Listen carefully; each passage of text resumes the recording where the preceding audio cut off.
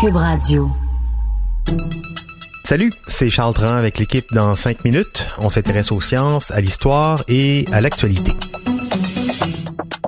Aujourd'hui, on parle de la conquête spatiale et du velcro. Dans un épisode précédent, on parlait du velcro comme de l'invention de Dieu.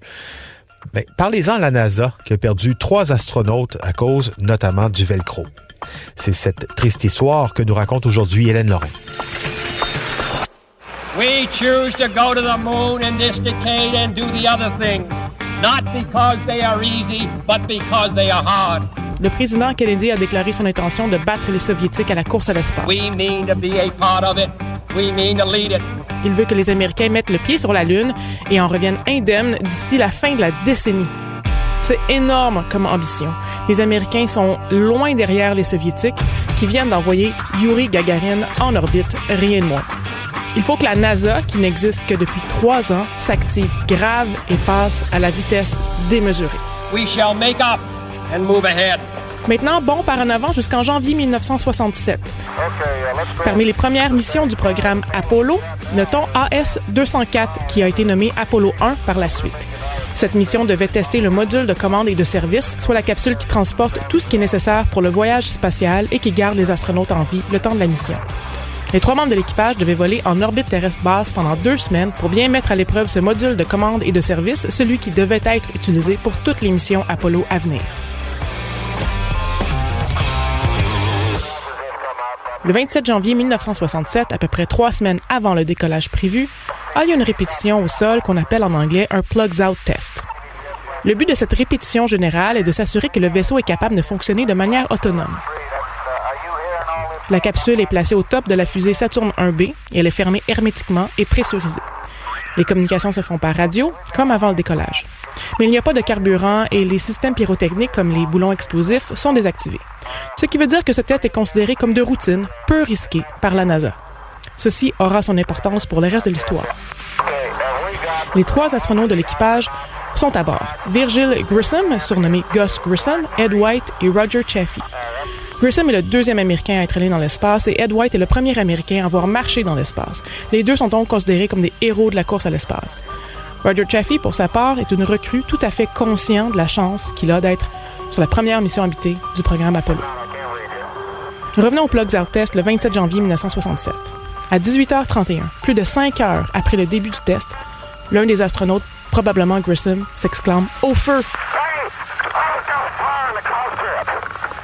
Ce qui est confirmé 2 secondes plus tard par Chaffee, le responsable des communications.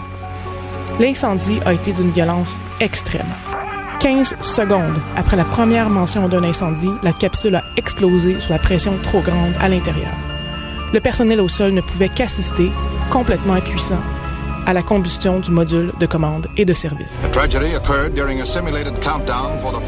Évidemment, les 3 astronautes ont péri dans l'incendie de leur capsule. Ils sont décédés d'un arrêt cardiaque suite à l'inhalation de gaz toxiques. Mais qu'est-ce qui s'est passé au juste? Comment cette pratique de routine s'est-elle transformée en tragédie? Et c'est quoi le rapport du velcro? Il a été déterminé, lors de la commission d'enquête suivant l'incendie d'Apollo 1, que le feu aurait pris naissance sous le siège de Gus Grissom au centre.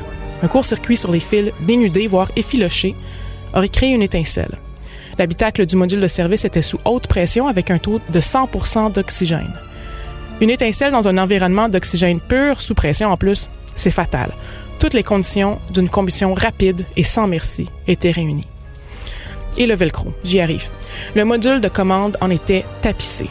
Le velcro, c'est rudement pratique en état d'apesanteur. Les astronautes en demandaient toujours plus, même s'ils connaissaient les risques de combustion.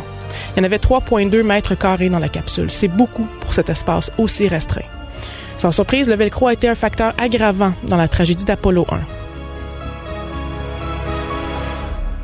Suite à la tragédie et le rapport de la commission d'enquête, le programme Apollo reprend du service avec Apollo 4 le 9 novembre 1967, c'est-à-dire un peu plus de 9 mois après l'incendie fatal. Apollo 4 est un vol sans équipage. Le vol avec équipage suivant est Apollo 7, qui a lieu en octobre 1968. Et c'est avec Apollo 11 en juillet 1969 que le programme culmine. Des hommes marchent sur la Lune et reviennent sains et saufs sur Terre.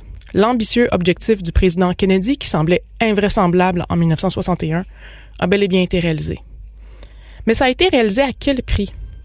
Selon plusieurs récits relatant l'époque, les ingénieurs et les travailleurs de la NASA, incluant les astronautes qui mettaient leur vie en jeu après tout, étaient pris de la go fever, un état d'esprit les faisant ignorer les risques, même les plus évidents, afin d'avancer le plus rapidement possible pour battre les Soviétiques à la course à l'espace. Est-ce que Grissom, White et Chaffee ont péri de cette go fever? Certainement. Est-ce qu'ils sont décédés pour rien? Absolument pas. La commission d'enquête a permis de découvrir d'énormes problèmes tant du côté organisationnel que du côté du module de commande et de service lui-même. Les problèmes et les accidents se seraient inévitablement accumulés et il y aurait eu beaucoup plus que seulement 3 astronautes qui seraient morts.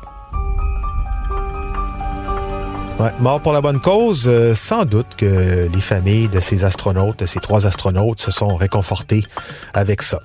Merci Hélène Lorrain, c'était en 5 minutes.